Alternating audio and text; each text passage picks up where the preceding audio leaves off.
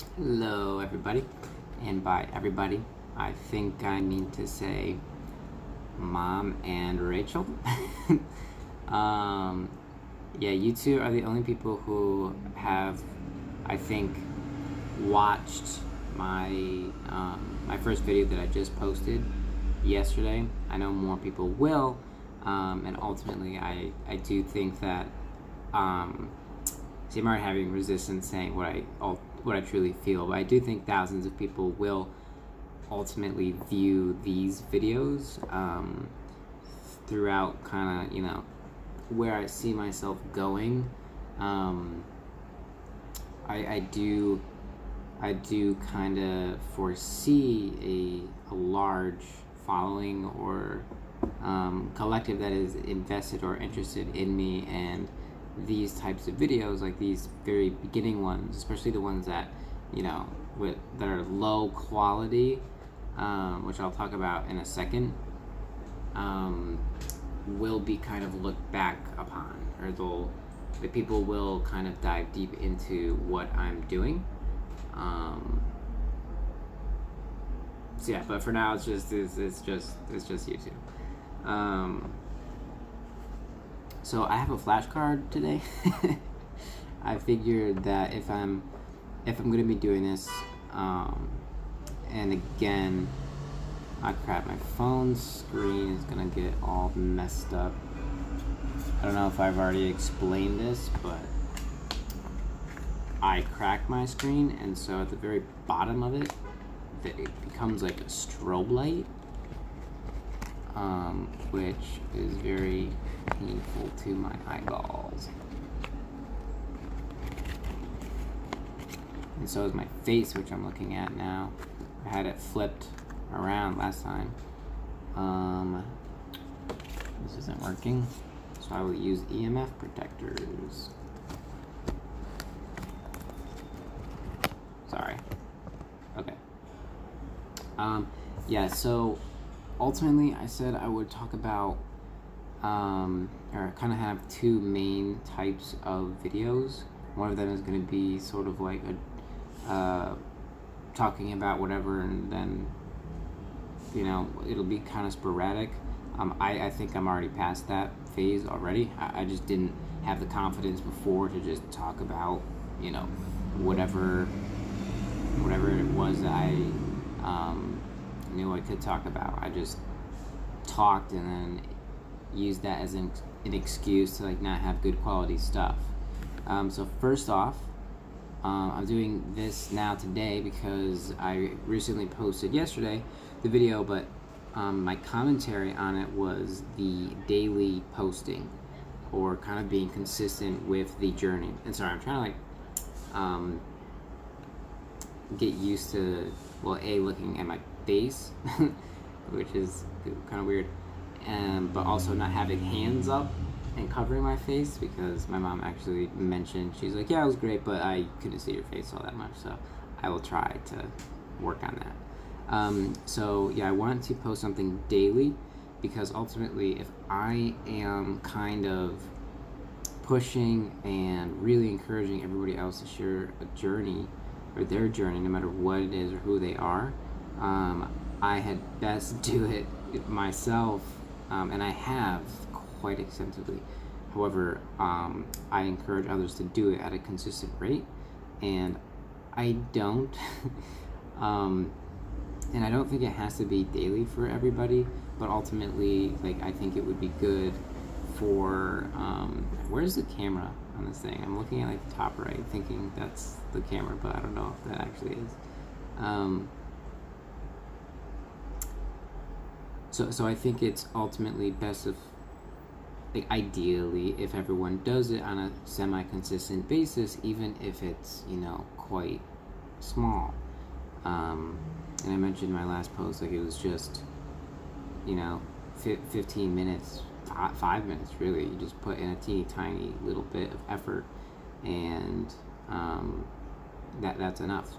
But for me to, really encourage everyone else to do that, I think that is something that should be done daily, no matter what.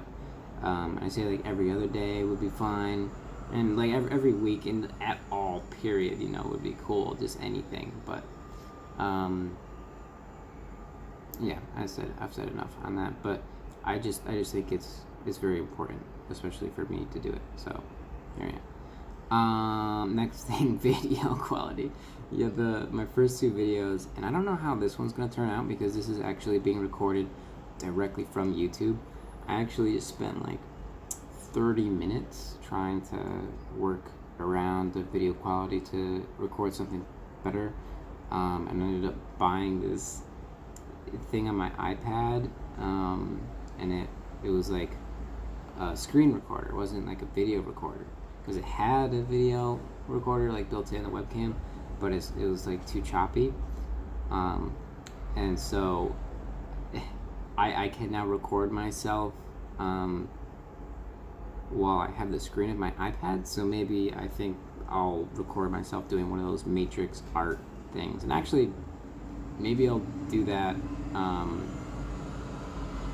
with the picture that I'll post for the post on this video.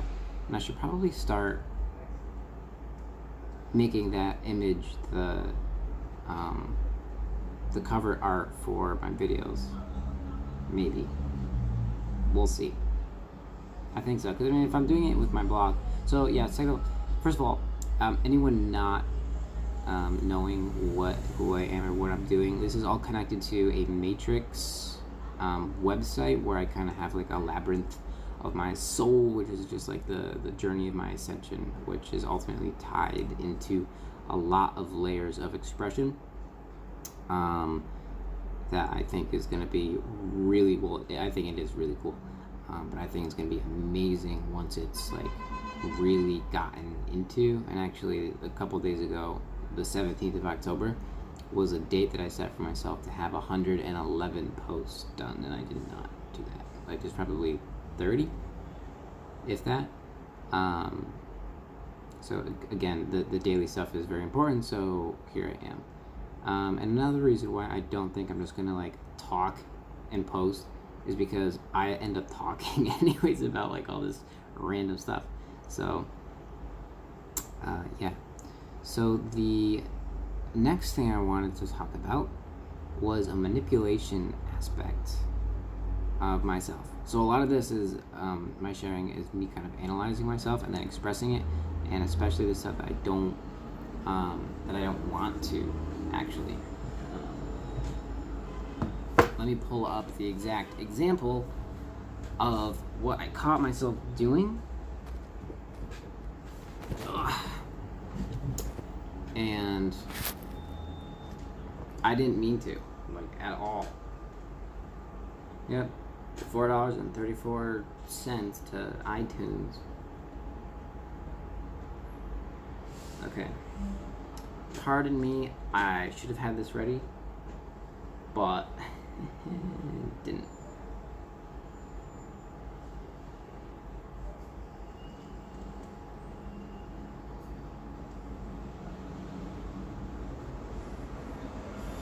Okay, so this is to a message to Ashtara, which I've been talking about a lot, and she is.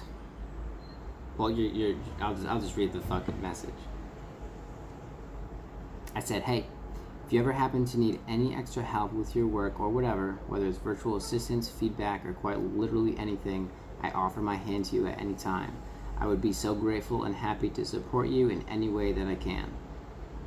And then I just like go all out into appreciating her, and specifically like who she is as a person, because she has lots of followers, and she's very esoteric, and she does a lot, really, and I know that like even myself will kind of like when we reach out to people like that, sometimes, well, at least speaking for myself, I've done it in ways that are like, you know, like I idolize people, right, instead of seeing them as who they are. And Ashtara, I just think, is just like really cool as a person, even if she wasn't like esoteric and all this other stuff that just makes her that much more amazing. Da, da, da, da, da. It's a long list. I want to get to like a specific point.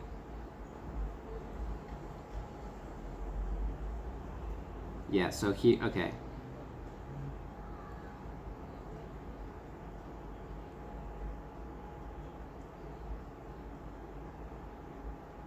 Okay, so when I came across Ashtara, it was at the end of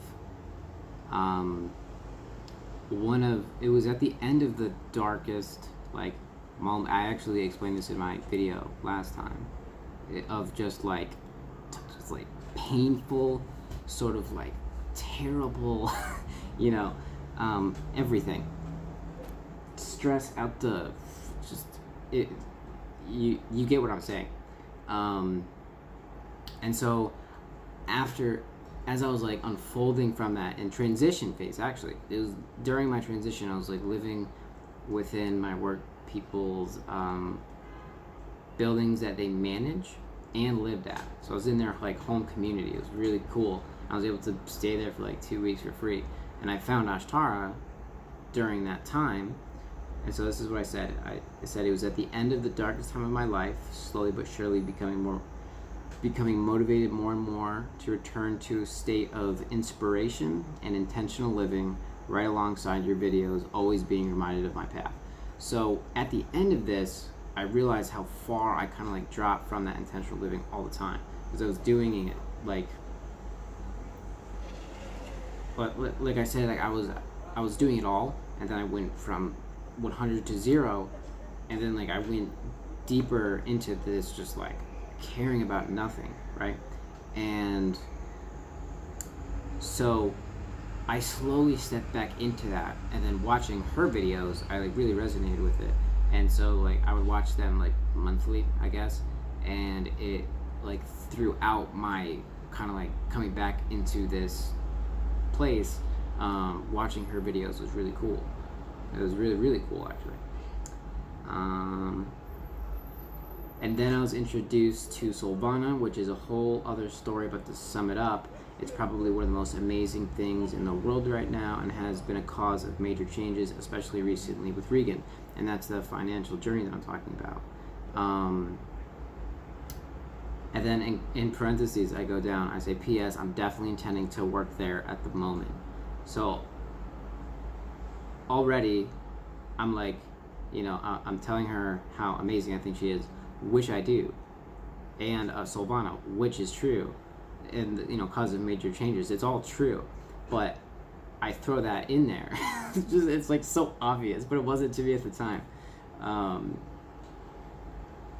That like hopefully, you know, she could help me out, and I don't even like feel like I want to work there. It was so funny. Like 2 days after that, I'm just like, you know, I ultimately want to work for myself, and I want to do this, and I want to like really focus on this. And if I worked at Solvana, that would be awesome. You know, I'm still gonna try, but it's not like it was when I sent this message. You know, at this point, I probably would not have said that if I messaged her. Then I go on to saying, I've seen and been with some of the most conscious people in the world. I've read more books on spirituality, starseeds, etc. than I can remember, and not to boost your ego, but rather to speak truly. Like, what the fuck? You are by far the most amazing creator and person and leader and sweetheart that I've ever seen, followed, heard of, or otherwise experienced, period. Now, I love Ashtara. She's actually, like, really amazing. But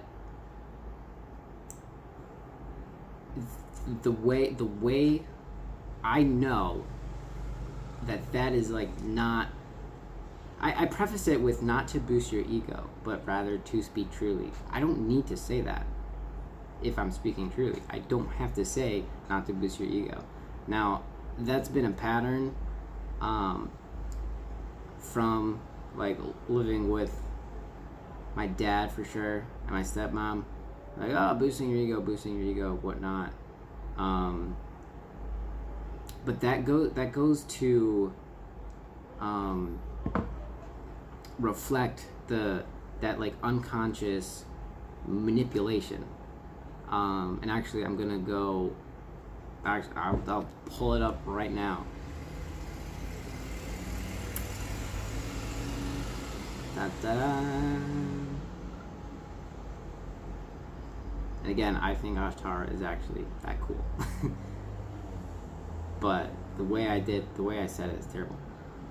So Rachel, my cousin, my #1 fan, was watching my first video yesterday, and then she reaches out to me, and I'm not gonna read the whole thing. It made me cry pretty hard.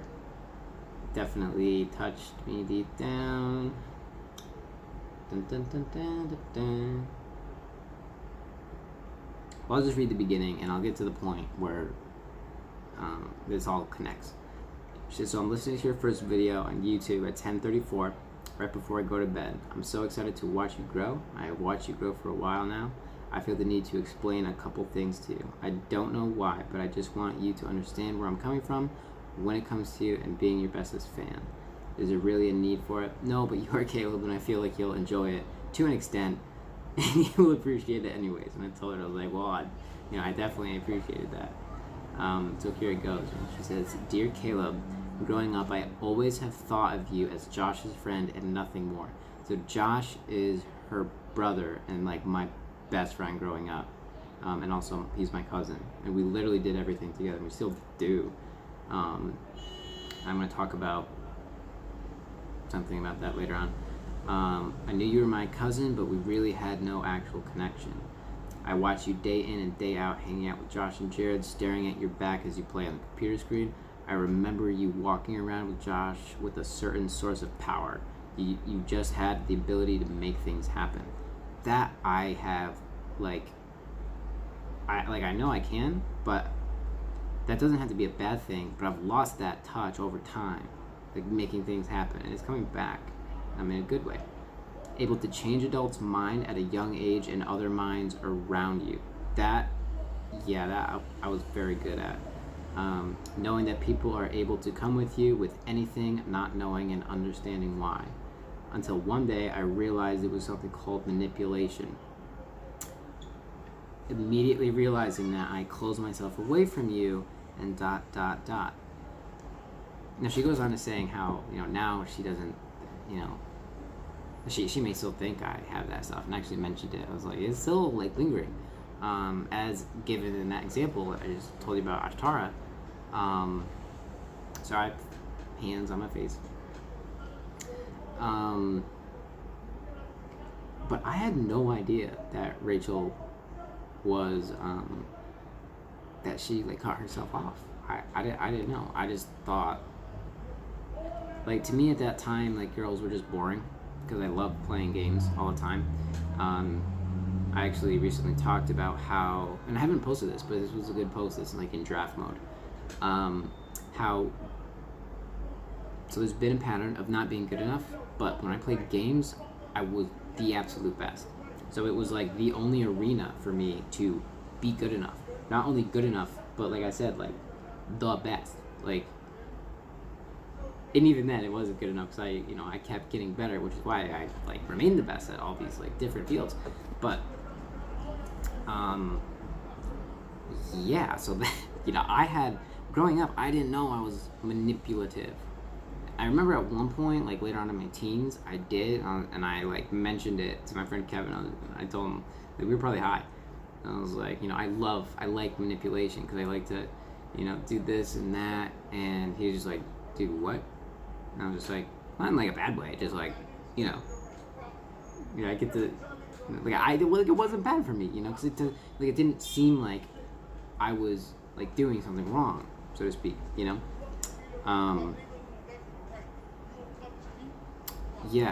So going back to the Ashtara thing with that manipulation, I have no idea I'm doing it, except for the fact that I know I do it, so I'm like, what am I, am I doing that when I express appreciation? And it's just it's so deep, seemingly, that it's just weird, because I know I'm not a bad person. This stuff isn't mine. Like, it's not mine at all, but I like embodied it for a while, and it like was mine, sort of. um I've done so much work to get rid of this stuff, because it's like it ends up hurting people, and it ends up hurting me. It just sucks. um then I mentioned, did she catch it? Ashtara, absolutely. She probably caught it in the first like sentence of the whole thing. Um, but again, I don't feel like this is me, and that this is gonna like remain.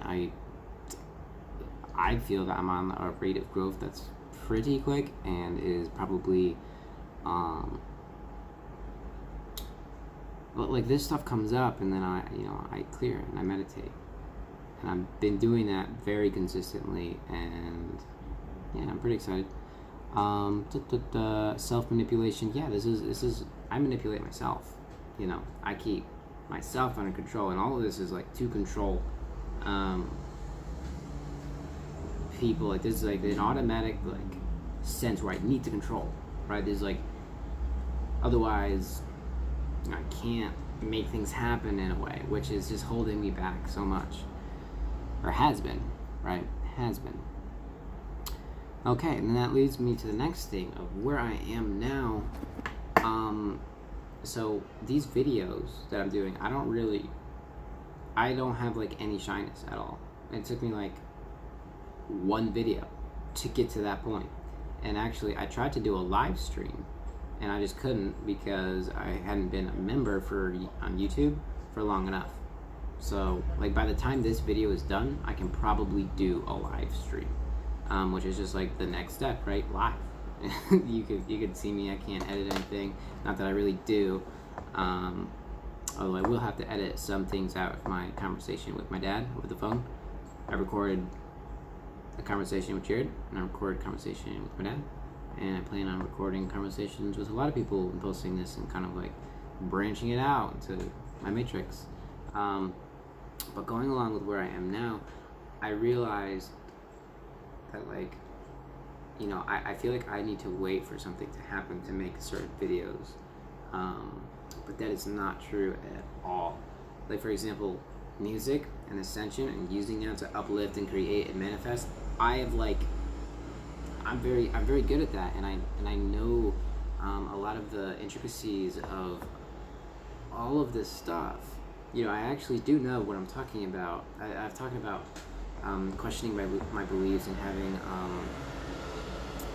sort of like, like a doubtful outlook, just being doubtful in general, and then that kind of gets like reflected into like everything I do. And then so when talking about esoteric stuff and meditating, I'll think about well, where am I, and who am I to help people, or talk about awareness or whatnot. But that's completely false. My actual belief of myself and where I'm going is pretty far. It's very influential, it's very knowledgeable, and all this stuff. And I think I have to keep doing more to get there, but I'm there now. I actually am. And even if I'm not, well, first of all, I can't even define what that is. It's just like an illusory kind of like thing that doesn't exist, that I keep thinking that I have to get to, and it's just it's already here. But with that being said, even if I just tell you my beliefs, I'm not going to tell you it's truth. I know well enough to, like, first of all, preface it with, this is not true, this is my truth. Take it with a grain of salt, or a flake of pepper, or whatever you want, So, like, even with that being said, even if I didn't say that, I ultimately am just afraid. Like, I've been afraid to just express my beliefs. I'm afraid of rejection. And so when if people were like, that's not true, that there's like a fear in me, of that happening. But I and I'm kind of hesitating to say all this because it's like I'm just like realizing how much I've been holding back. So for example, in the Solvana community of this financial journey thing, people like to post comments and questions and all this stuff, and then they'll ask for thoughts. And then when I see that, I'm just like, I'll give you my thoughts.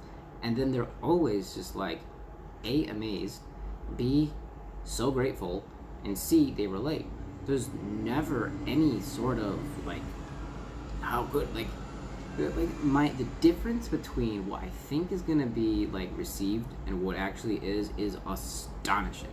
And I'm like very quickly just like getting into these steps of like fully embracing what I'm actually capable of and what I actually know in my awareness, yeah, so I think I'll be posting things on how to like do stuff that I just come across and know that is useful and truthful. And even if like I'm just gonna stop talking about that. Yeah. Making the move. I think I'm gonna be out of the city pretty soon here. Time and time again, I get into these situations where I feel like I need to get out of my situation. I need to go. And there are two interesting aspects of this that kind of conflict in a way. One of them is like intuition, where I know that I have to do something, where it's just like the universe is giving me signs, it feels right, and it's just like a sense of knowing that it's time to do something. Sometimes, though, it's also coupled with the need to escape, to run away. I've talked about my fear of being seen. Well, I probably also have had a fear of dealing with my problems, and I think at home, so I was doing, I was answering some questions that were internally like reflected. It was from a channel book, and it was basically having me look at patterns in my life where, I'm ultimately hitting a painful spot, and there's a message there to learn. And one of the messages was relationships, and how like, I really just like really want a relationship, and either I'll like reach out or to someone, or like have attention on someone for a long time and imagine that it'll happen, or even just like on like dating apps, and I'll just put lots of energy into it, and what ends up happening is nothing, because I realize that I don't want it. And I want a relationship in a way, but I want I want more than what I'm putting into that kind of energetic, so to speak.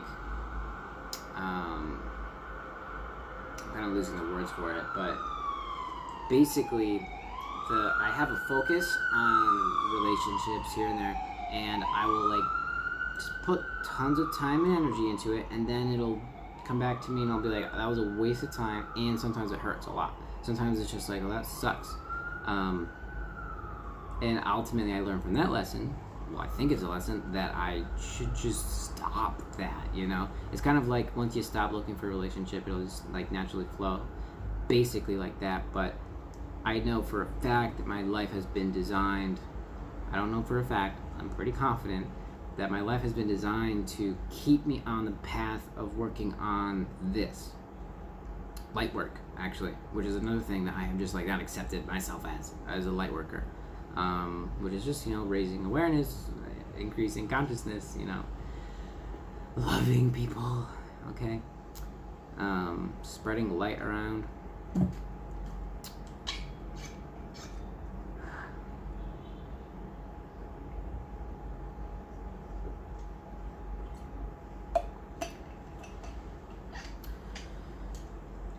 And many of that has to do, well, so my body like always breaks somehow when I start to do something. So football, I used to be really good at it, and then my bones broke over and over and over and over and over and over and over again until I stopped playing football.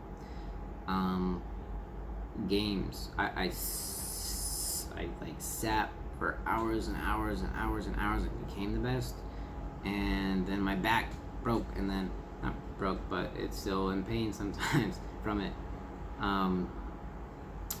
And so I like sitting is not good, and so I do these things, and it's like, well, you could have fame and fortune in that field, but that's not what you're supposed to like have fame and fortune in, and it's not about the fame and fortune, it's about like what I'm actually doing, right, and why I'm here. And so yeah, the relationships, I realize, I think that, you know, ultimately it's just gonna be like, just not yet. It's gonna take too much time. They've never been in a relationship, so it's not like I go into a relationship, it hurts, I come back and I go in and it hurts. I'm spending the time, and just like that makes me kind of like feel alone. And this is all tied to like a bigger thing that I'll talk about at a different time. But the next pattern that I was trying to talk about in the beginning was the sense of escaping home, escaping where I'm at because of something grander, or in the name of helping those at home. So this is my second time coming to the city, and she's like, yeah, I'm doing it for you guys, but now I want to go back. And so in going to college, then the city again, each time, especially college, I got depressed and I went home like every other weekend, over and over and over, because I didn't want to be where I was. And then in the city, I ended up going home over and over and over and over again. This time, not so much, but I've been given an experience that is so awesome on so many levels, and it's just showing me what I ultimately don't want. You know, I'm in a company that even has like large influence. So if I take like spirituality and like light work and affecting lots of people, this would be pretty good. And actually it is, in terms of my outreach and impact. And I had that at my last job in the city too. It was a condominium. I was a closing agent, so I went out to all of these closings, and there's like tons of people all the time, and they're like, you know, influential themselves, you know, like very famous people, princesses, like literally princesses, came through the property management. So I had like, you know, an excuse in a way to like to think about what I was doing in a like light work sense, but it wasn't fulfilling, and I think that was a self-sabotage. It was perfect as it was, but coming back to this situation, my roommates, for example, you know, our schedules are perfect, so there's like no, at least like very, very little conflict. I haven't been doing this really at all lately because I've been so focused on this, and before this I was just playing games for a while, which is what I'm going to get into in a second here. But when I first got here, you know, I was drinking a lot with my one roommate, and then I was going out to dinner like every other week, I'd say. And I'll talk about this esoteric stuff too. I'll talk about Pleiadians and, you know, star systems and channeling and all that stuff. And that was great.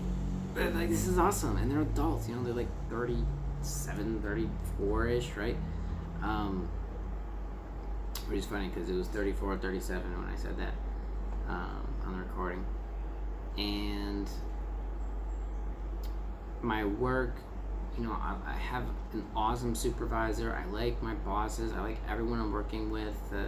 The rate of growth that the company is in is amazing.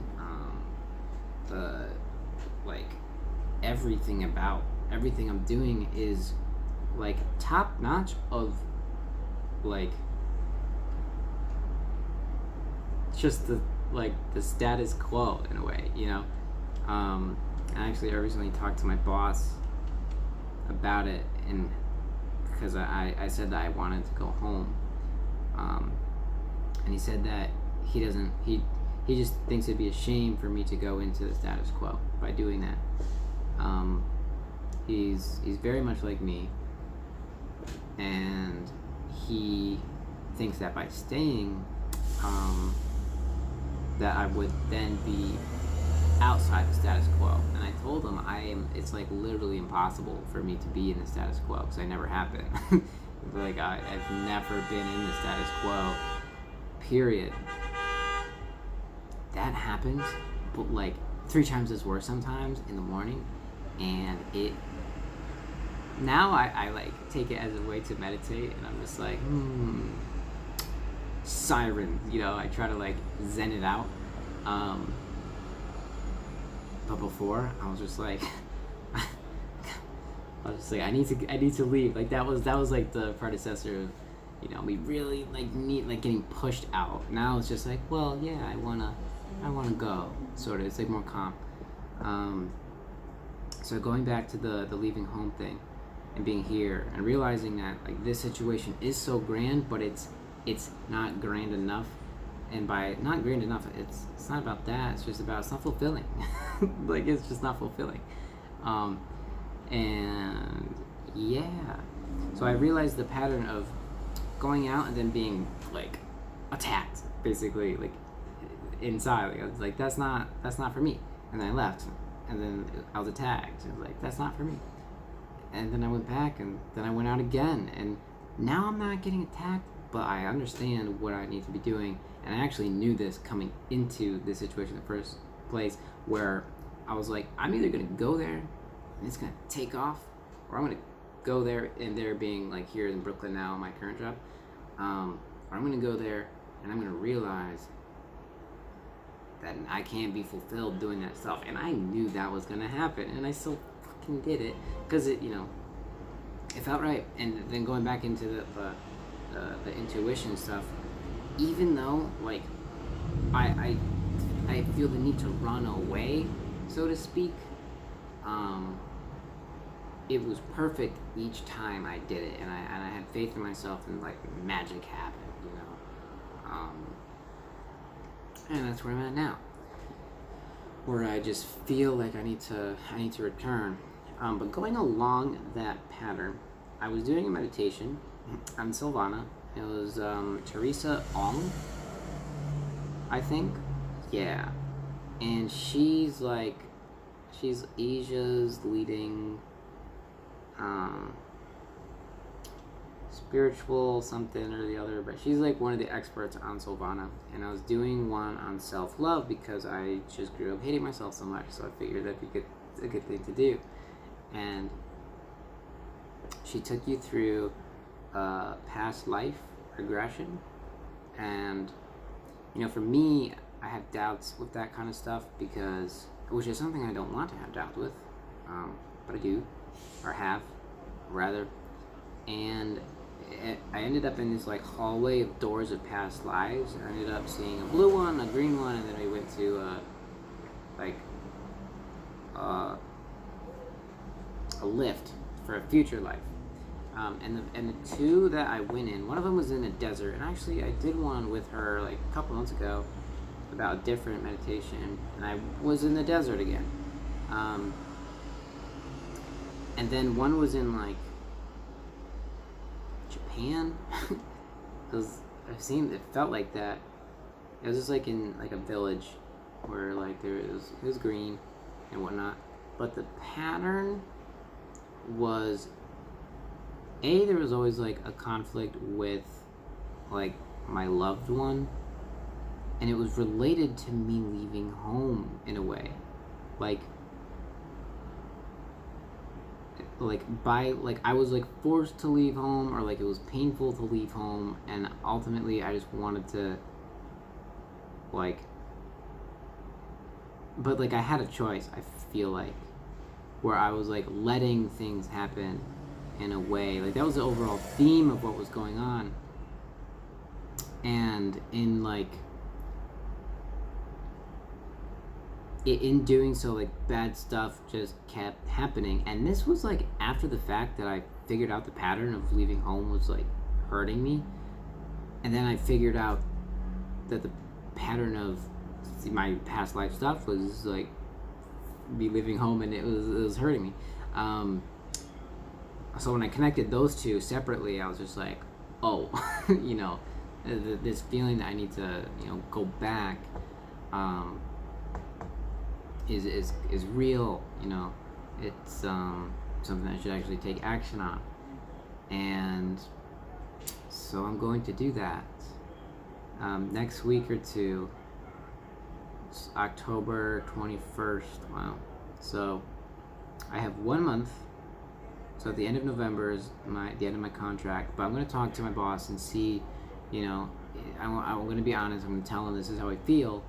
What are you thinking about in terms of raises? Because it'll be time for me to, like, you know, get a raise. I'm going to ask for definitely a week paid vacation, because I can't even like go home in November for important dates without getting no money for it, and I can't afford that at the moment. A good amount of money, at least 20,000 more, which is a lot to ask for. You know, it's a lot to ask for. That's because it's a startup, you know, situation. I'm doing a lot. He thinks I'm not doing like that good of a job. I wasn't caring a lot because of how I'm not going to get into the details. But ultimately he was right. Like I wasn't like working as I was working fucking hard, which he doesn't understand. My boss. I don't want to get into the details, but I feel like I've definitely been way underappreciated for what I'm actually doing. And then there's way more to it, the dynamic of it. But basically, I love the dude too. You know, he's awesome. They're all awesome, like I've said. But yeah. So I'm just gonna tell him how I feel, and if he can help me grow like I want to and be fulfilled, then sure, I'll stay here. Otherwise, I'm going back home. You know, I am going back home. And the number one thing that's important is that I stick to this stuff. I stick to my spiritual growth. I stick to creating my own brand. I stick to my inner development no matter where I'm working and who I'm working for, because ultimately that doesn't matter to me at all anymore. What matters is that I do what I'm supposed to be doing here, because otherwise I don't feel fulfilled, you know. And part of my conversation with my supervisor was saying, like, well, this is my ultimate focus, you know, I gotta work on this stuff, and how is that gonna be best nurtured? Is it gonna be here with all these commute times and city life and sirens out the fucking zoo, with a stressful work environment and all this stuff, or is it going to be back home with my family that I, you know, love and want to be around, where it's not crazy, where I can, you know, relax? Like as I'm talking about this, it seems obvious, you know.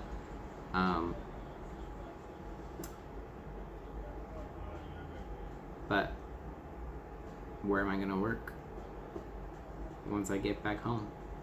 I don't know. I'm probably not gonna serve. Definitely not gonna overstep my brother's toes, because he's been wanting to be a server for a while now. Technically, I sort of did that the last time I moved there. I went there, talked to the boss the next day, worked the day after that. It was like a miracle, sort of. I knew it was gonna happen. I foresaw it in November. I was talking to my cousin Josh, and I was like, hey, do you guys need a server? And he's just like, yeah, really badly. And then they didn't get a server for like months. And Jared was kind of promised a server's job, so that would be really kind of lame for me to go in there and kind of take it. But who knows? Josh, I don't know how long he's going to be a server there. So if Jared becomes a server and Josh leaves, that'd be lame. But that would open up a spot. I don't know. That's not what I'm going to focus on. Although I don't have a plan there. I'm just going to look for work while working on this stuff. And by the end of November, I'll actually have enough money to save and not work for a month or two. So I'll have like 3 months to find a job, and I have so much experience under my belt that it's not even a problem. So yeah, that is where I'm at. The last thing I like to do at these videos is wonder if there's anything else to say. So let me ponder a moment.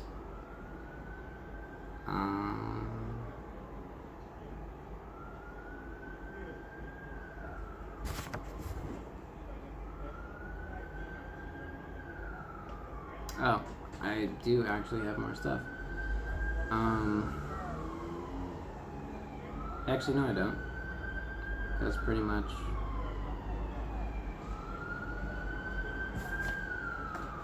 That's pretty much it. Yeah. Well, cool. See you guys later.